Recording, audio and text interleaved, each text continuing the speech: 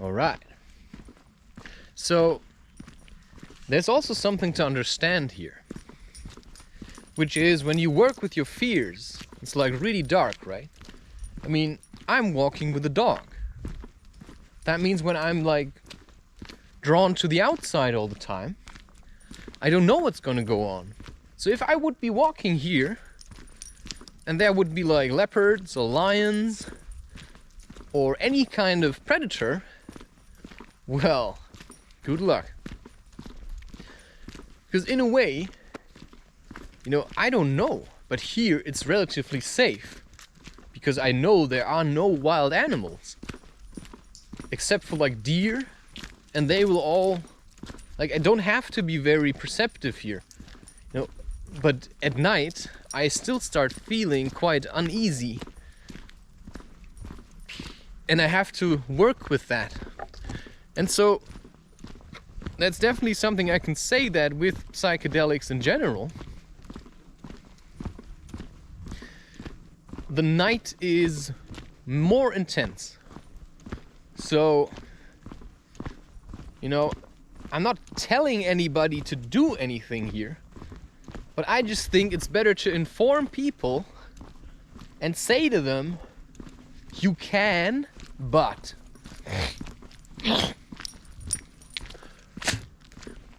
Because, right, if I would now smoke cannabis or take mushrooms or do anything remotely crazy and do something else that's like kind of mad in general already, which is like walking around in cities with like really fast moving objects. You know, I want to make sure that I still know what's going on. So if I've never done psychedelics anywhere, they will raise your consciousness to a level that will shock you in a city, because suddenly you start to see all kinds of things that you never noticed before, and that will come to you through feeling. And that's why some people jump from some kind of balcony, because they tap into another dimension or something, and then they hurt themselves. You see, I can't really take responsibility, right? Because now I decide to walk over something. If you want to try that as well, well, don't try looking like me, because I'm not you. I have trained this. I like the guy telling you to not be an idiot for once. Please, try to be a bit less of an idiot. Like, we don't need more clowns. We need like serious men. Like serious about being a man and not being some kind of weird toy. So try to figure it out for yourself if you want to know what's going on. And you know, I do realize that although, you know, I keep losing myself in the fantasy of having a dog, but I don't have one. It's not my dog, and I'm taking care of it. And as I do this, I get sucked into the story of the dog, which is not my story, it's her story. But I feel bad for the dog because the dog is wailing around, and then I take care of the dog where I actually don't want to, because now I have to pay attention. So I'm actually doing this not really for myself, but in a way for other people, so that they can feel happy, because I think the dog is suffering. But I actually don't want to spend time with this dog, and that sounds kind of mean, but you know, that's how I feel a bit with my dad. Yeah, I kind of like him, you know, I like him. In his own way, I kind of like him, but it's hard to like somebody who doesn't really like himself. So if I keep helping him he'll never learn that he's not as old as he thinks he is. So all I can do for him is I just do my bit in my life and I keep working. So, you know, sometimes I also don't know what to do. Am I helping the dog now? Is the dog helping me? Is it a mistake that I take this dog? Because otherwise, you know, on the other hand, I think, you know, the dog is there. Why shouldn't I use the dog? Because it also teaches me something about responsibility, right? So in a way, yeah, sure. I can imagine now how it would be living with my wife. I mean, I would have to let her know. You know, I don't want to worry her, so I'm not going to leave for 2 hours and she doesn't know where I am, you know. Then I'd rather go there with her and do it together. Right? So, you know, these are like all kinds of things.